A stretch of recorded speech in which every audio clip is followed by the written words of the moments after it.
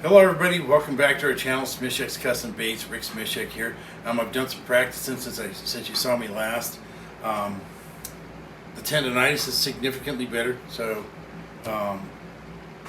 that's hugely helpful.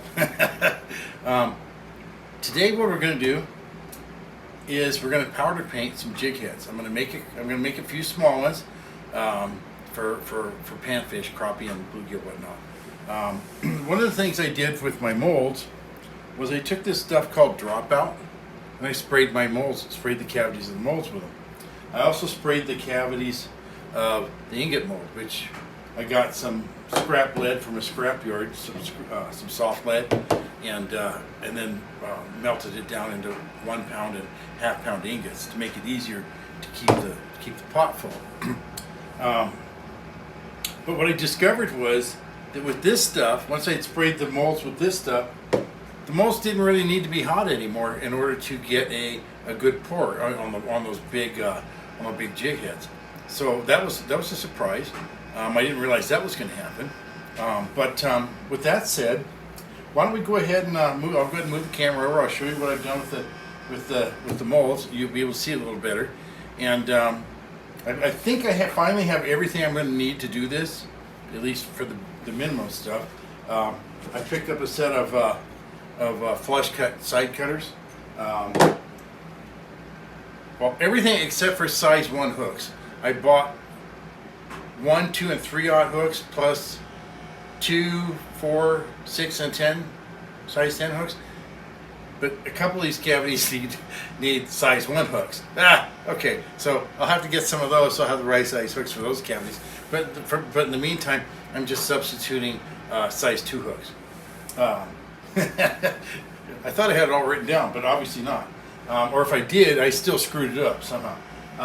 It's a little chilly out here today, but let's go ahead and get that camera moved over, and we'll get started with the pour. Oh, wait, real quick before we do that, I would like to thank everybody who gave suggestions on the last video where I was first making the jig heads. All of those were fantastic suggestions. I haven't picked up a toaster oven yet, so today when I bake the paint on, I'll just be putting them in the oven in the house. And of course, the wood from that rack is going to make it stink, but whatever. It'll go away. But at least they'll get painted. One thing I did notice when I painted when I was doing some of my practice is don't let the jig heads touch each other while you're baking the paint, okay?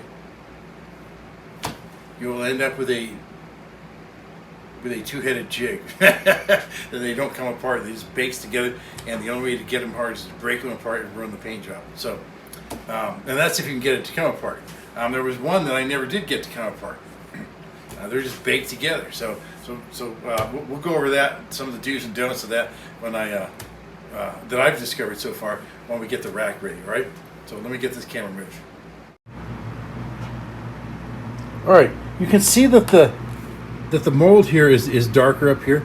Well, the whole thing was darker, and I took a paper towel and this stuff wiped off so I could still read this. It's just easier to read with the bare aluminum as opposed to it being coated. I have a couple of hooks in there in the bottom slots there. You can see that, but you can see that the insides of the cavities are pretty well covered. I'm not sure what that is sitting in there, but there's something there. And if that's bare, I can just touch it up. If that's bare aluminum, no biggie. But see, here's the next one, the pill head.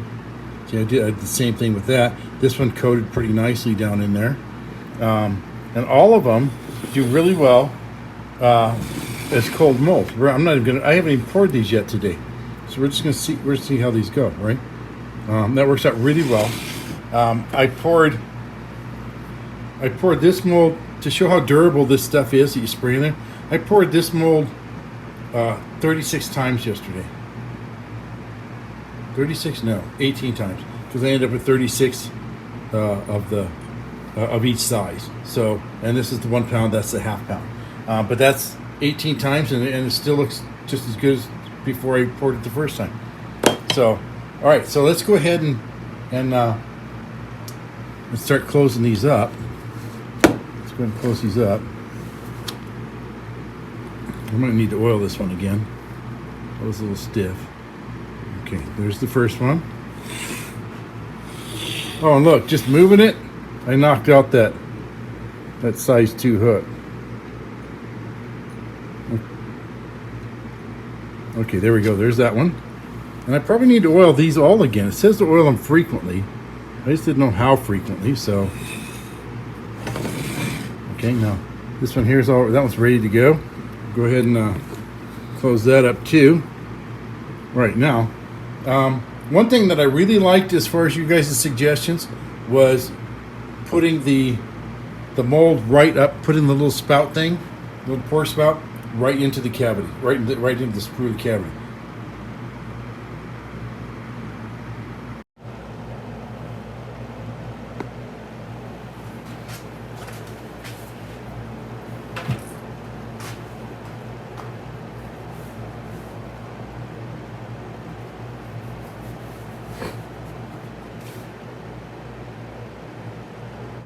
All right, now let me stand off the side here. Got my gloves on. Go ahead and grab this mold real quick.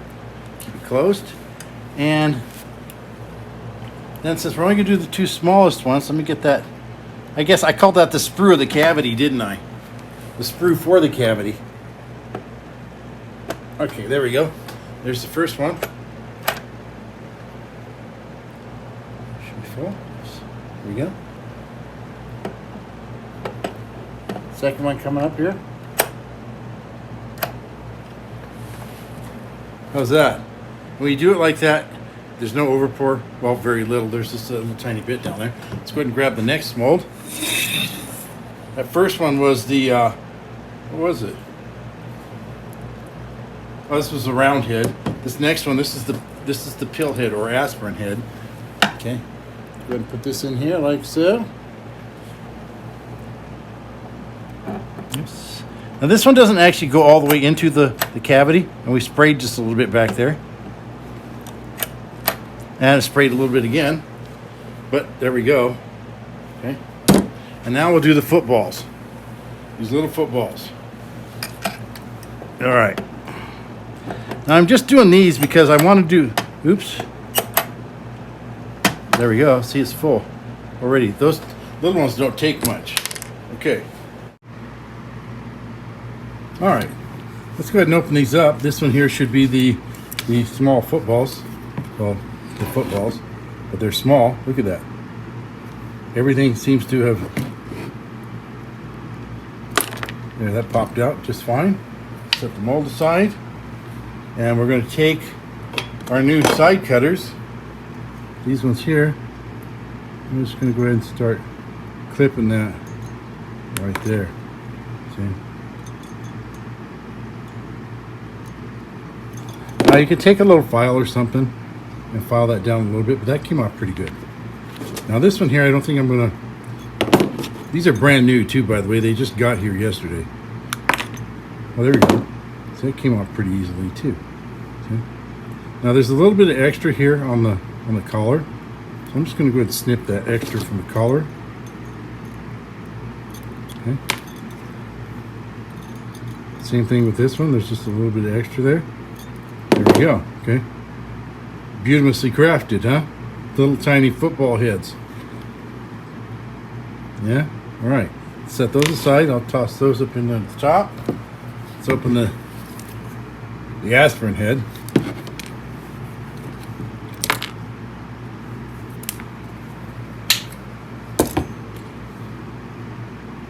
So, you know, these here, somebody said don't cut them all the way through. So I'm going to try to not cut them all the way through and see how that.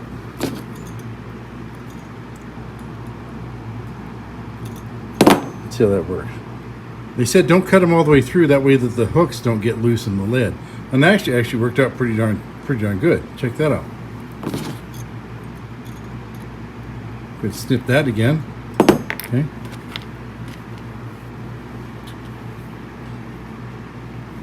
And we'll snip that first. Snip these off just a little bit. There we go. And voila. Another nice little aspirin head jig. Okay, we have those. All right, now for the last one, this will be the round heads. All right. And these are tiny little guys. That first one there, look at that. Oops. The friggin' sprue is bigger than the rest of the jig head. Let's try and snip that one all the way off. Here's our other one. And I think I'm just going to go ahead and snip that one too. I don't really see too big of an issue with that. As far as the top of the jig head, there we go. Put those in the back in the pot. And there we go. All right. Okay, so our next step in this process is to heat up the jig heads, all right, so that the paint will stick to them. All right. Now, first thing we're going to do here is we're going to shake up these powder paints real quick, just a little bit there. What that does is it ensures that the powder isn't packed together and that it coats nice and evenly. So, with my experimentation with this stuff, what I discovered was that with my heat gun here, I need to be at about 450 degrees in order to get these hot enough so that the paint sticks to them in a thick enough coating to where it actually looks like they're powder painted and not like somebody did a quick spray paint or something, okay? I had something like that. Right? So let's go ahead and get this part started. And I'll turn the heat up. Oops, there we go, 450. All right. And I'm gonna do two of them. I'm gonna do the 2 footballs in the chartreuse, and then I'll do the 2 aspirin head in the black. Yeah, that's the black, and the 2 round heads in the purple. So we're just gonna hold this over here and get it nice and warm.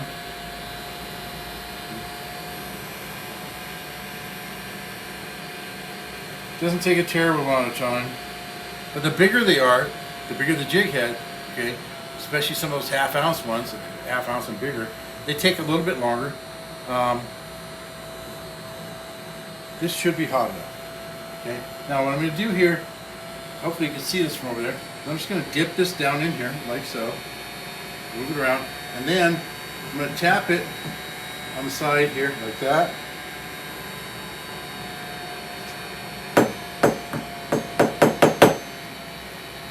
Okay, in this case, the eyelet is plugged up.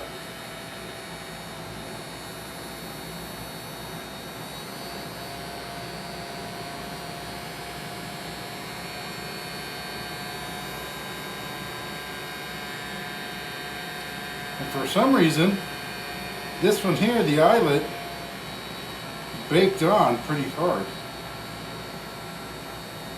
You don't always do that. You usually get a little bit of coating on there, but it leaves a big enough hole in there to where you can get your line through it without having to do what I'm doing right now.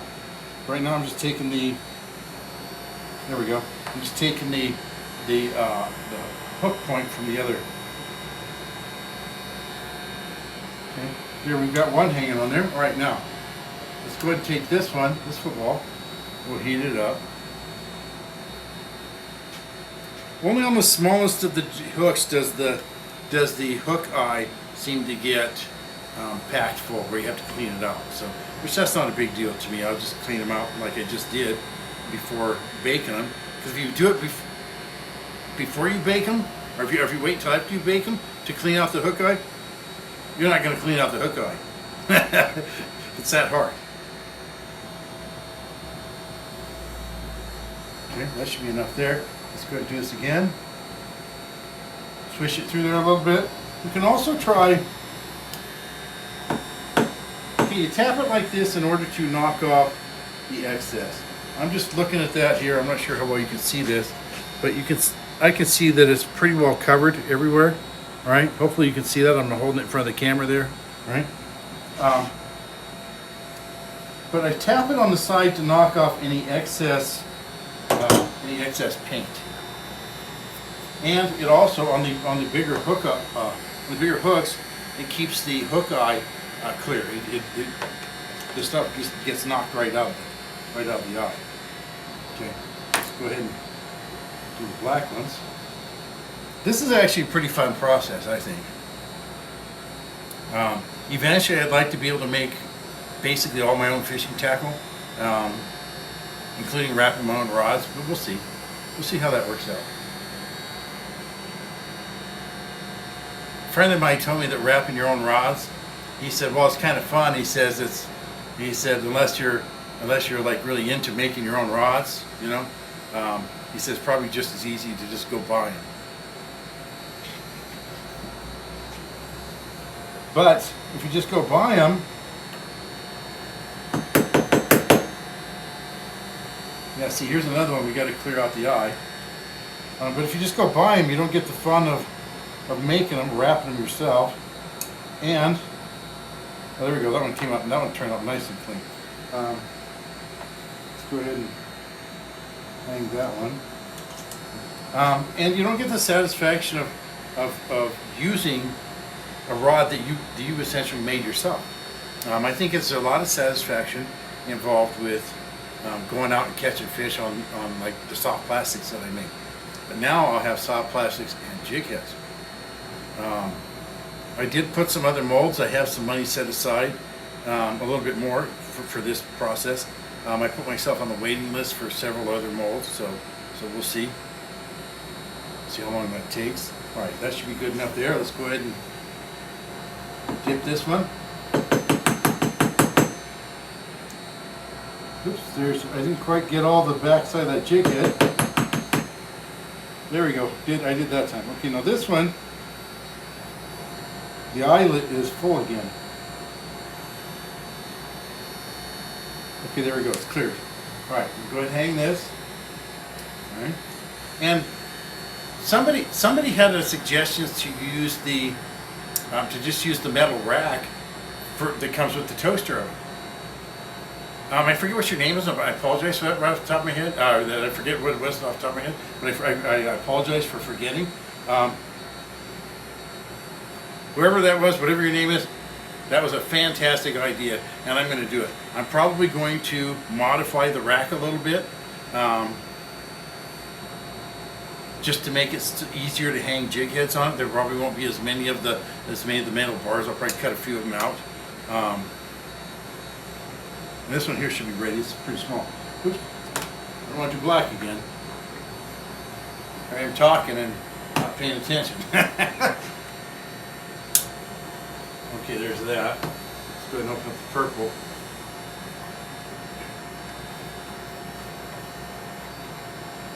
Okay. I really like this purple. I'm going to heat that again just a little bit. Another thing you can do, I didn't do on the last one, in order to keep the eyelet cleared, is to not dip the eyelet into the paint. You can just dip it.